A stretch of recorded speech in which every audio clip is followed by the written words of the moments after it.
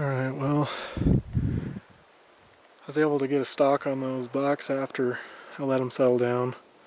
They just caught me out in the wide open earlier today. I was kind of cruising down that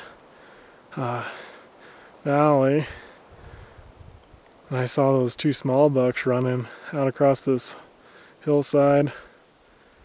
Just sat down, was glassing them, and then I saw a decent 4-point and a really nice 4-point.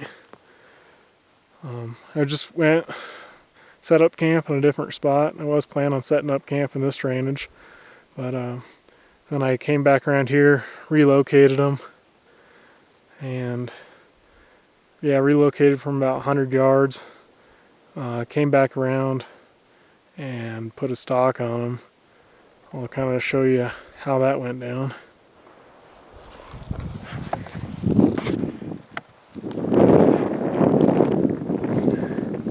I was able to crawl down through here.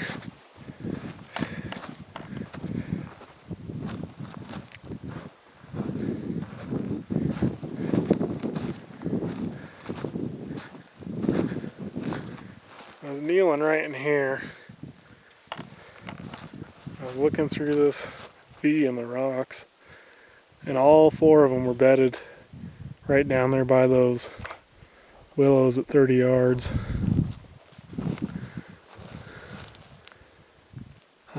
There was a smaller 3-point that kind of saw me when I got to this location, and then him and the smaller 4-point stood up. That 4-point was nice and broadside, so decided to take a shot on him and ended up shooting right over his back. That's kind of the end of the story, other than they took off down through that saddle. But guess we'll go see if I can find my arrow now. So now I'm down where the bucks are all bedded, and up in right through that V is where I was at. So just saw me moving around up in there.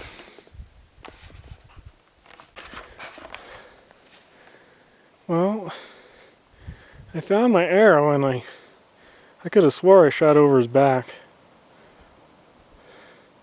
But the arrow is only about 16 inches off the ground, so you can see my pack there. I mean, there's the arrow, so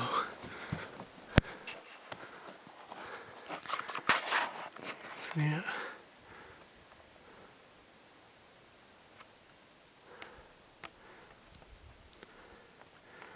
I don't know if he ducked that much. He would have had to have been on the ground. I mean, with these recurves you can kind of see where you shoot pretty good. But I could have swore I saw it go right over his back, but that arrow's a lot lower than I thought it would be. Well, home for the night. This is the 3rd camp in 3 nights, so I've moved camp every day so far, and there's a good chance I'll probably move it tomorrow too. My mom and my aunt are coming in with some horses, just in case I happen to get an arrow in something. So I may move down where they're camping tomorrow, but this is home for the night. Pretty nice.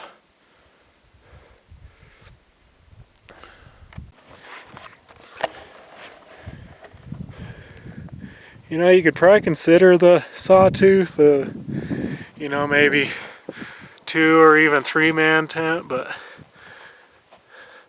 I managed to fill up most of it by myself.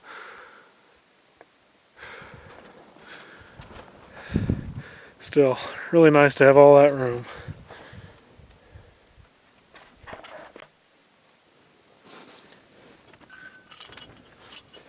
You know, one thing that can make these backcountry hunts really frustrating is when a piece of critical gear breaks, and that's why I use brands like Gafaru and Kuyu and things that won't let you down.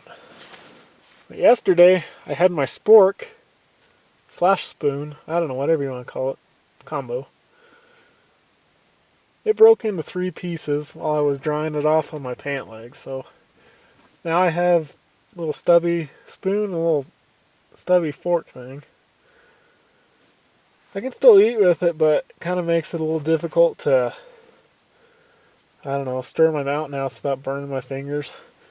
I have found one advantage to it though.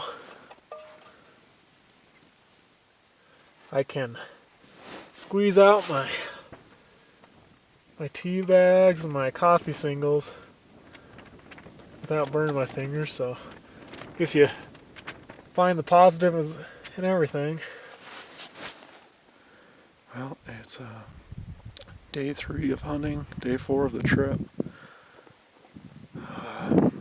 Pretty good storm last night. I thought I might get blown off into the lake last night, but